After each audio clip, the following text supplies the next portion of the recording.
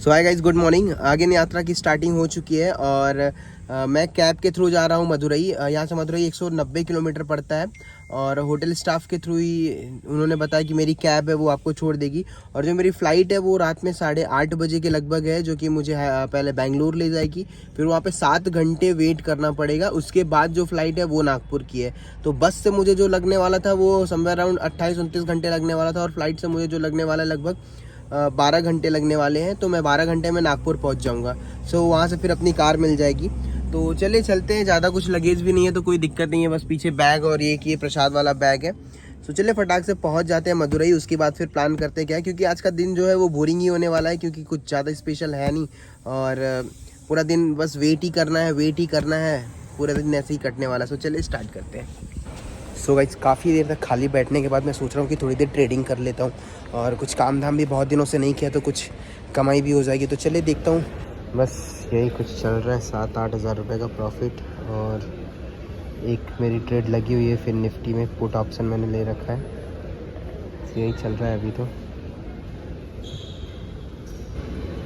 So finally trading भी हो चुकी है डन और समय जो हो रहा है अभी सिर्फ 12 बज रहा है और एयरपोर्ट में बैठे बैठे ट्रेडिंग कर रहे हैं। तो ट्रेडिंग भी हो चुकी है डन, जो कि लगभग 22,000 का प्रॉफिट हुआ, जो आज के लिए इनफ है। सो गाइस, एयरपोर्ट में बैठे बैठे मैंने एक और ट्रेड मारा जिसपे से इस अकाउंट पे मैंने 20,000 का प्रॉफिट किया है और ये लाइव ही है अभी जस्ट। सो चलिए, लगभग अपना जो काम है वो लगभग 40,000 का से प्लस का हो चुका है यहाँ पे बैठे बैठे फ्री। तो मैंने सोचा चलो कुछ काम ही कर लें। अब लग रहा है सो जाऊँ यहीं पे, क्योंकि देखिए वो एयरपोर्ट पूरा का पूरा एयरपोर्ट खाली हो गया है। ज़्यादा लोग भी नहीं दिखाई दे रहे हैं और जो अभी समय हो रहा है वो हो रहा है 3:25। सो लेट्स ही देखते हैं। अभी जो समय हो रहा है लगभग बज रहा है 3:30 और बिल्कुल एयरपोर्ट भी सोना सा हो गया एकदम से। ज़्यादा लोग भी नहीं दिखाई दे रहे। तो चलिए देखते हैं कितना समय और लगता है, क्योंकि अब तो वेट तो करना ही है, किसी तरीके से समय काटना है। 9:30 बजे तो है, 9:20 पे फ़्लाइट। सो किसी तरीके से समय कट जाए, बस वही सोच रहे हैं। सो फाइनली गाइस, चेकिंग हो गई है और लगभग समय हो रहा है 7 और फ़्लाइट है 9:20 की। तो अभी फिर से टिकट्स ले लिए हैं मैंने। 2 टिकट है। रीज़न उसका ये है कि एक जो है वो यहाँ से बेंगलोर की रहेगी और बेंगलोर से फिर दूसरी जो रहेगी वो नागपुर की रहेगी। तो वापस मुझे रुकना पड़ेगा 5-6 घंटे के लगभग। सो चलते हैं अभी। So it's time to bye bye Madurai और रामेश्वरम। सो चलिए फटाक से सिक्योरिटी चेकिंग करा लेते हैं और फिर उसके बाद जो आगे की प्रोसेस होगी 2 घंटे फिर से वेट करना पड़ेगा। उसके बाद फिर जो है बेंगलुरु में मिलते हैं। सो यहाँ पे अभी जो है बोर्डिंग स्टार्ट होने वाली है और आई थिंक 10-15 मिनट में और लगेगा बोर्डिंग स्टार्ट हो जाएगी। सो एक्चुअली यहाँ पे भीड़ भी बहुत कम है, क्योंकि जो अपनी फ़्लाइट है वो लास्ट फ़्लाइट है 9 बजे की। सो चलिए फटाक से बोर्डिंग करवा लेते हैं। सो फाइनली बोर्डिंग हो चुकी है और मैं बाई बस जो है वो फ़्लाइट तक जा रहा हूँ और इसके बाद फिर 5 से 10 मिनट में जो भी फ़्लाइट भी अपनी यहाँ से निकल जाएगी, जो कि सीधे फिर अपन मिलेंगे बेंगलोर में। सो जैसा कि ये लास्ट फ़्लाइट थी तो उसके हिसाब से छोटी फ़्लाइट भी दिया है, क्योंकि ये जो इंडिगो की है काफ़ी छोटी फ़्लाइट है और इसी के थ्रू मुझे जो है वो जाना है कुछ एयरपोर्ट का। ये आप व्यू देख सकते हैं। चलिए फटाक से अब इसी से जाना है तो बैठ जाते हैं और क्या ही करेंगे आगे। So now bye bye Madurai and Rameshwaram. और ऊपर से कुछ इस तरीके से छोटे छोटे तारे दिख रहे हैं जैसे अपने को आसमान पे दिखते हैं ज़मीन से, सेम वही चीज़ है। सो चलिए फटाक से बेंगलोर पहुंच जाते हैं। उसके बाद फिर देखते हैं आगे। फिर से 7 से 8 घंटे मुझे रुकना ही है और कोई काम बचा नहीं है। फिर उसके बाद जो मेरी फ़्लाइट है वो अर्ली मॉर्निंग 6:30 बजे होने वाली है, जो कि नागपुर। सो हाय गाइस, अगेन जो है फ़्लाइट मिल गई है मुझे और अब नागपुर यहाँ से सीधे निकल जाएंगे और फिर उसके बाद फिर जो आगे का प्लान रहेगा तो बाई कार करेंगे, क्योंकि नागपुर में हमने गाड़ी खड़ी कर रखी थी और ये मेरी फ़्लाइट है। ये 8 बजे मुझे लगभग नागपुर छोड़ देगी। उसके बाद तो फिर कार के थ्रू हो सकेगा तो आज ही निकल जाऊँगा वापस घर। चलिए पहले नागपुर पहुँच जाता हूँ, उसके बाद फिर देखते हैं।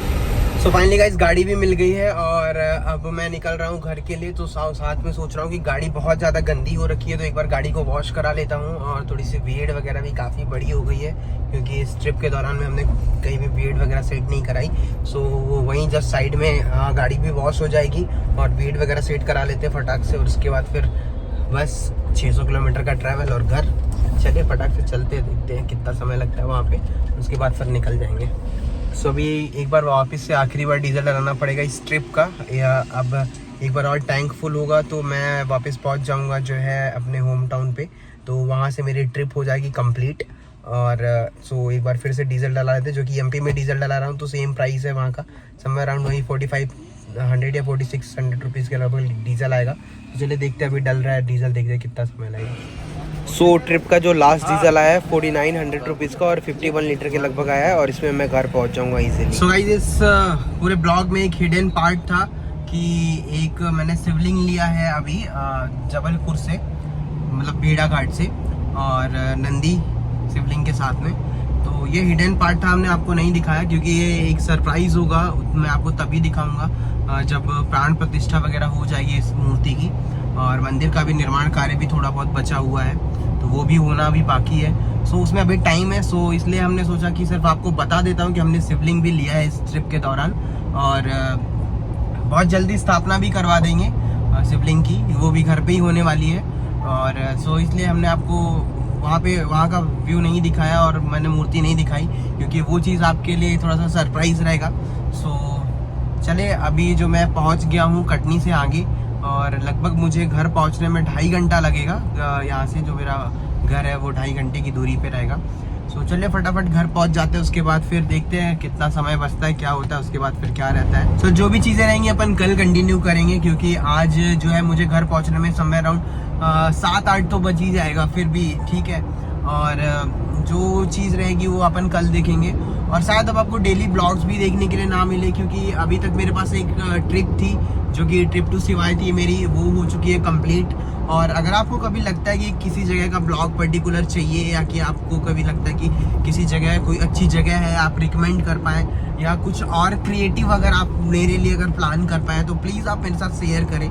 जो भी बेस्ट हो सकेगा मैं उसमें करने की कोशिश करूँगा। सो चलिए अब मैं कर लेता हूँ ड्राइविंग, और आज के ब्लॉग को करते हैं यहीं पे ख़त्म, और मिलते हैं फिर आपसे नेक्स्ट ब्लॉग पे। अब देखते हैं नेक्स्ट ब्लॉग कब आता है और किस चीज़ से रिलेटेड रहता है। सो थोड़ा सा अभी काम वगैरह भी संभालना है, सो इसलिए फिर देखते हैं कितना जल्दी ब्लॉग लाने की कोशिश करूँगा। सो चलिए मिलते हैं अगले ब्लॉग पे। हर हर महादेव।